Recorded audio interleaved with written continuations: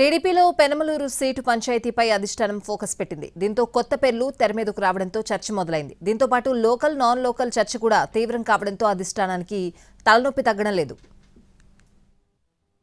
ఉమ్మడి కృష్ణా జిల్లాలో టీడీపీకి సవాలుగా మారిన పెనమలూరు సీటుపై పార్టీ అధిష్టానం ఫోకస్ పెట్టింది. ఇక్కడ నుంచి వైసీపీ అధిష్టానం మంత్రి జోగి రమేష్ ను అభ్యర్థిగా బరిలోకి దింపడంతో టీడీపీ ఇక్కడ గెలుపును ప్రతిష్టాత్మకంగా తీసుకుంది. స్థానికుడైన ప్రస్తుత ఇన్ఛార్జిగా ఉన్న మాజీ ఎమ్మెల్యే బోడే ప్రసాద్ మొదటి నుంచి టికెట్ ఆశించగా అధిష్టానం మాత్రం నో చెప్పేసింది.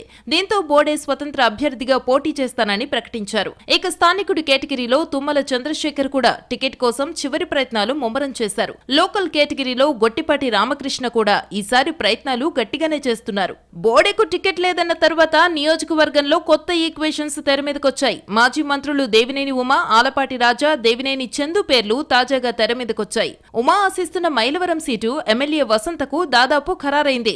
ఇక ఆలపాటి రాజా ఆశిస్తున్న తెనాలి సీటు పొత్తులో జనసేనకు వెళ్లింది. 10 ఏళ్లుగా టీడీపీలో ఉన్న దేవినేని చందు ఫ్యామిలీ మొదట గన్నవరం సీటును ఆశించినా అది యార్లగడ్డ వెంకట్రావుకు కేటాయించారు. దీంతో ఇప్పుడు పెనమలూరు సీటు కోసం మరోమారు చందు పేరు తెరమీదకొచ్చింది. సామాజిక వర్గం పరిగణలోనికి తీసుకుంటే కమ్మ, మైనారిటీ వర్గాల్లో ఒకరికి టికెట్ ఇవ్వాలనే ఆలోచనలో అధిష్టానం ఉంది. ఇప్పటికే ఈ మేరకు ఐవీఆర్ఎస్ సర్వేలు కూడా నిర్వహించింది. అయితే గెలిపే టార్గెట్ గా కొత్తగా వచ్చిన పేర్లలో ఒకరిని అధిష్టానం ఫైనల్ చేయాలని డిసైడ్ అయింది. గెలవడానికి ఉన్న అవకాశాలతో పాటు మైనస్ గా ఉన్న అంశాలను కూడా బేరీజు వేస్తోంది. 2 లేక 3 రోజుల్లో పెనమలూరుతో పాటు మైలవరం సీటును కూడా కన్ఫర్మ్ చెయ్యాలని అధిష్టానం ఆలోచనగా ఉంది. ఇక్కడ అభ్యర్థిని ఖరారు చేసేలోగానే బోడే ప్రసాద్ అసమ్మతిని కూడా బుజ్జగించాలని అధిష్టానం ప్రయత్నాలు చేస్తోంది.